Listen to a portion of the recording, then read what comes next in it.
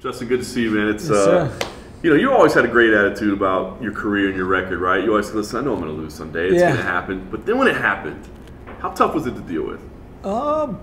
Not that tough. Like I said, it was. I hadn't prepared for it, but wrestling my whole life, I was prepared for for those circumstances, and that's why I was. I knew it was going to happen, and it could happen, and I would recommend to young fighters to lose early because.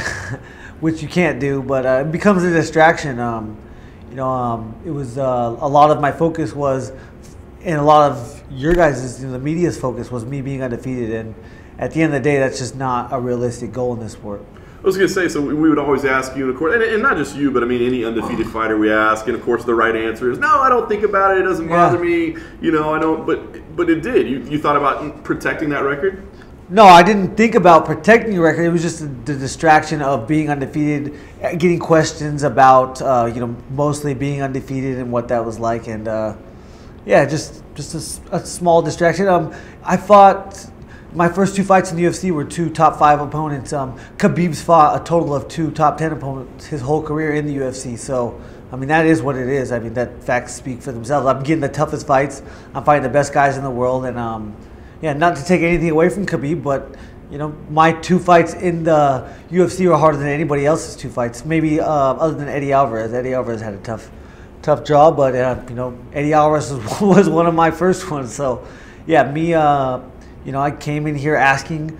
I remember a quote specifically said, "I'm up here on a pedestal, ready to fall flat on my face, and I want the guy that can embarrass me the most," and that's what I got. So you get what you ask for. Amazing. It was a great fight. I mean, the Eddie Alvarez fight was incredible. It was a Justin Gaethje fight. What I mean? It was fun. So, I mean, do you take pride in that? I know you want to win every time if you can, but do you go, man, I put on a great performance? Yeah, I was absolutely happy. Especially, I fight for bonuses.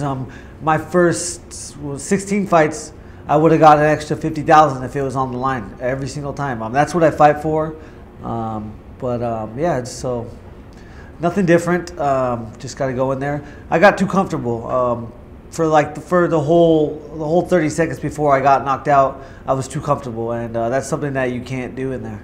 Has that been the focus since? Is maintaining mental focus? Yeah. Staying in the fight. No, whether I think I'm winning or losing or whatever's happening, I have to just stay in that 1 second instead of putting it all into 5 minutes and say, "Oh, I got this," and you're just too comfortable.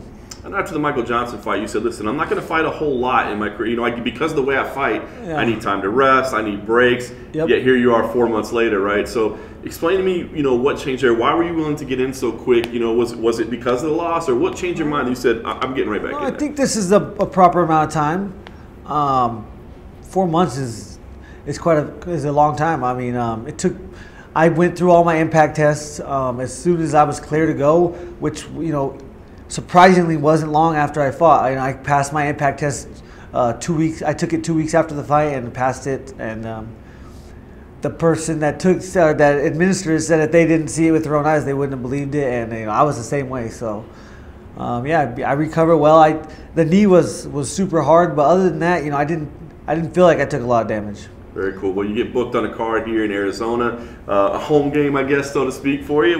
What's the emotion like for here? I mean, is it special? I mean, you've been in big fights, and now you're in the UFC. But I mean, is fighting in Arizona still something cool for you? And are you going to have extra friends and family in the crowd? Yeah. Oh, yeah. This is a culmination of events in my life that is just pretty much unbelievable. I could have never even dreamed. It's too quick in my career to have dreamed to be able to come home and headline a card where I wrestled in state at the state tournament. But so it's a dream come true without even having to dream about it. So yeah, it came fast, but I'm excited. We're gonna turn the city into the country real quick, and it's gonna be like Bloodsport when they're chanting Kung Lee, except they're going to be yelling Gaethje. So you have a big contingent in the crowd. Oh, it's going to be ridiculous, yeah. Very cool. All right, Dustin Poirier is the opponent, right? I got to ask, when they came to you with this fight, I mean, that's not a bad matchup, right? Still a top-ranked guy, a veteran of the sport. Coming off a win. That's what I was going to say. I mean, it's almost like they matched you up like you won your last fight, right? Yeah, in a way, yeah, but you get rewarded for giving max effort, and they see what I do. They know what I'm going to give them, and they appreciate it. So yeah, I'm very thankful for this opportunity. It's I could be fighting some turd like James Vick, fucking crybaby that never shuts up. So yeah, who knows? So I guess we know your opinion on James Vick there. God, that dude needs to get slapped. He called me a bitch on the internet, so when I do see him, I'm gonna slap the fuck out of him. Fair enough. I'm not happy with him. Well, we got to focus on Poirier right now. I've heard some people. No, I mean, he doesn't. He literally. It's like seeing a little kid that just won't shut up because their parents won't spank them. It gets old. Any party that wants to get in there and teach him a lesson at some point? No, I don't. I'm like I said. I'm focused on Dustin right now. I just on the social media. I wish it was not invented, so that we could not hear anything from anybody. Fans, bad fans, good fans. I mean, at the end of the day, the loud fans stick out the most, and they're not the good ones. I can't imagine you get hate online. Why would you get hate? Yeah, hey, this world is full of hate, so that's why. Rough. Keyboard warriors. I need to. I think I'm gonna. Hopefully, I can make a lot of millions, and then create something like Troll Trace that they did on South Park, where every single comment you've ever put comes up under your name, under your real name, so that we could call you out. It's a nice future goal. I like it. I can fix the world right there. Yeah, that would be awesome. Facebook needs to invest in that. Let's talk about Dustin Poirier. I've heard a lot of people say that you guys are similar. He just may be a little bit more refined version of you. Do you think that's a fair version? Sure. In space, I think so. But no one's as comfortable with me in the midst of chaos or in the pocket. So the more we're fighting in the pocket, the more uncomfortable he's going to be. And obviously, my leg kicks will be a huge factor in this fight. We've all seen him fight Jim Miller. And I'm going to keep him guessing whether I'm going to kick his leg off, take him down, or punch him in the face. It's a huge fight in the lightweight division. It's a fun time in the lightweight division. Yeah. You mentioned Habib earlier. We just saw him win the title. What did you think of his performance? I mean, it was a tough week he had to deal with, of course. Yeah. But what did you think of his performance? World class. I mean, he's the best in the world. Considered the best in the world, and I think he's the best on paper. He's the best. He's 26-0 right now, so can't take anything away from the guy. But I definitely am shooting to fight him. But it sounds like, we were comparing top 5 opponents, top 10 opponents earlier. I mean, do you feel like he maybe hasn't had the test that he should so far? I'm not sure. He dismantled Edson Barboza, so you cannot take anything away from that man. Edson Barboza is scary, kicks hard, punches hard. It's a tough matchup, and he demolished him. So you can't take anything away from him.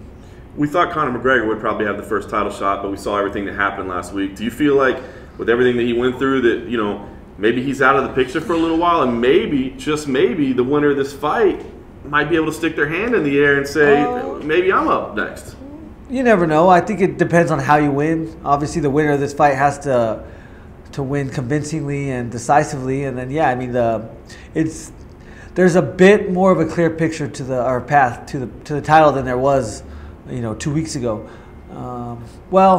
I thought there was until Khabib talks all that shit about Conor not defending his belt, and then the first thing he does is call out George St. Pierre. So it's kind of counterproductive to what he was trying to accomplish. So we'll see what happens there. You think that'd be a fun fight, you and Habib? I mean, we know he's going to wrestle.